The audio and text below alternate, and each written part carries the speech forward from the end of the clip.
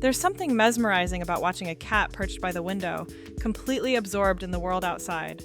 The rain pours relentlessly, each drop creating a symphony against the glass. It's a reminder of the beauty and stillness, how moments of quiet can spark creativity. As the raindrops race each other down the pane, I can't help but think about the stories unfolding beyond the glass. Each droplet is a tiny universe, reflecting light and shadow, much like our thoughts as we navigate through our creative journeys. In this cinematic stillness, I find inspiration. The cat, with its unwavering gaze, teaches us the art of observation.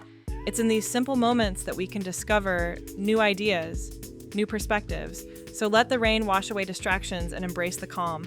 Sometimes all it takes is a moment of reflection to ignite our imagination.